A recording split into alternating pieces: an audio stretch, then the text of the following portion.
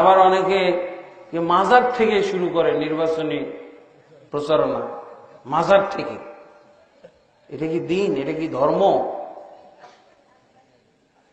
আল্লাহর রাসূল সাল্লাল্লাহু আলাইহি সাল্লামের মডেলে যে ইসলাম পাওয়া যায়, রাসূলের মডেলের ইসলাম কি জানেন? সহিহ মুসলিমের মধ্যে পাওয়া যায়। আন আবিল হাইয়াজ আল আসাদি রাদিয়াল্লাহু আনহু قال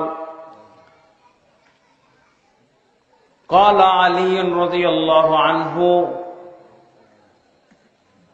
إني لأبعثك على ما بعثني رسول الله صلى الله عليه وسلم। হে আবুল হাইয়াজ আল আসাদি, আলী রাদিয়াল্লাহু আনহু আবুল হাইয়াজ আসাদিকে ডেকে বললেন, আবুল হাইয়াজ আল আসাদি শোনো। কে ডাকতেছেন? সহিহ মুসলিমের ঘটনা।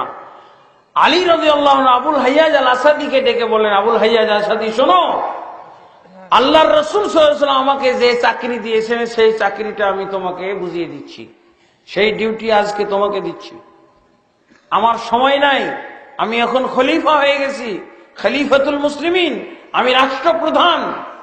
আমার দ্বারা ওই চাকরি করা সম্ভব নয়, ওই ডিউটি করা, যে ডিউটি আল্লাহ রাসূল সাল্লাল্লাহু আলাইহি ওয়াসাল্লাম আমাকে দিয়েছেন, এই ডিউটিটা তোমাকে দিচ্ছি এখন। কার ডিউটি এটা? রাসূল সাল্লাল্লাহু আলাইহি ওয়াসাল্লামের দেওয়া ডিউটি। হে আবুল হাইয়াজ আল আসাদি, তুমি ঘুরে বেড়াও। লা তাদা কবরান মুশরিফান ইল্লা সাওয়াইতাহু ওয়ালা তিমসালান ইল্লা তামাসতাহু। হে আবুল হাইয়াজ আল আসাদি, তোমার কাজ হলো তুমি খালি ঘুরে বেড়াবে, বিচরণ করে বেড়াবে।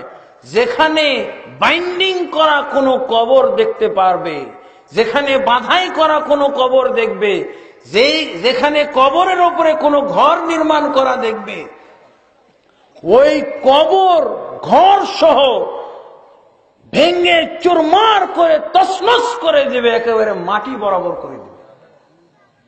রাসূলের মডেলের ইসলাম। রাসূলের ইসলামের মধ্যে কি পাওয়া গেল? কবরের উপরে কবর বাঁধাই করা যাবে না। বাঁধাই করা কবর থাকলে আল্লাহর রাসূল সাল্লাল্লাহু আলাইহি ওয়াসাল্লাম আলী রাদিয়াল্লাহু আনহুকে নিয়োগ দিয়েছিলেন, আলী তুমি এই কবরগুলো ভেঙে মাটি বরাবর করে দিবে। এই কবরের গুলোর উপরে রাগ, কবরের উপরে রাগ হয় নাকি?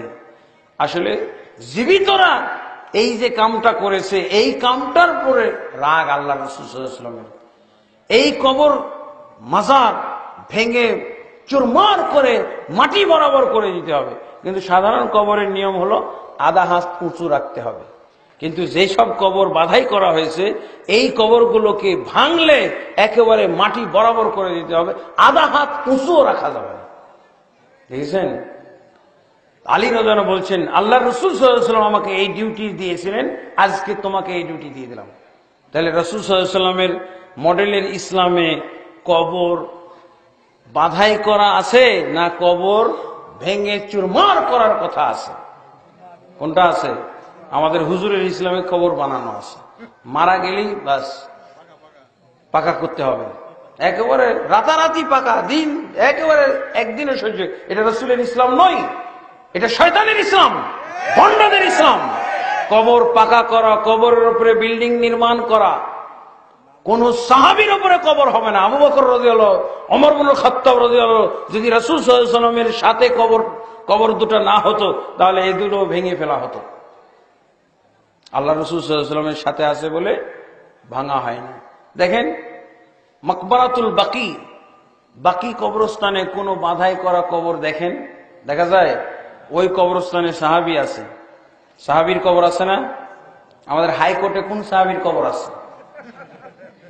হাইকোর্টে গোলাপ শাহ ওখানে কোন সাহাবী আছে? কোন সাহাবীর পেশাবের একটা ফোঁটাও নাই ওখানে, পেশাবের একটা ফোঁটারও দাম নাই এদের, এই সমস্ত ওলি আল্লাহদের। সাহাবায়ে কেরামের পেশাব, এক ফোঁটা পেশাবের মূল্য না এদের। আর এদের কবর পাকা করা দেখে মনে হয়েছে ইরেই মানে আবু বকরের চেয়ে বড় ওলি আল্লাহ হয়ে গেছে, বলা যায়। কিন্তু এদের জাকজমকতা দেখে মনে হয় যে কিসের উসমান, আলী, ফাতেমা, এরা হলো আসল ওলি আল্লাহ। এবং আল্লাহ রাসূল সাল্লাল্লাহু আলাইহি ওয়াসাল্লাম আরো কি বলছেন? ওয়ালা তিমসালান ইল্লা তামাসতাহু। যেখানে তুমি মূর্তি পাবে মূর্তিকে ভেঙে চুরমার করে ফেলবে। মূর্তি একটা রাখা যাবে না, দুইটা কাজ। তাহলে এই দুইটাকে আল্লাহ রাসূল সাল্লাল্লাহু আলাইহি ওয়াসাল্লাম সমানে সমান মনে করেছেন। এটাও হলো শিরকের আড্ডাখানা, আর মূর্তিও শিরকের আড্ডাখানা, তাই না? বলেন না, আবু জাহালের জাহিলিয়াত কিভাবে চলতো? আবু লাহাবের জাহিলিয়াত কি দিয়ে চলতো? এরা কি উপাদান ছিল জাহিলিয়াতের? মূর্তি। আর আমাদের ইসলাম চালানোর উপাদান হলো মূর্তি, আর ওদের জাহিলিয়াত চালানোর উপাদান ছিল কি? মূর্তি। তারা মূর্তি পূজা করে জাহিলিয়াত চালাইতো, আর আমরা মূর্তি পূজা করে ইসলাম চালাইতে চাই।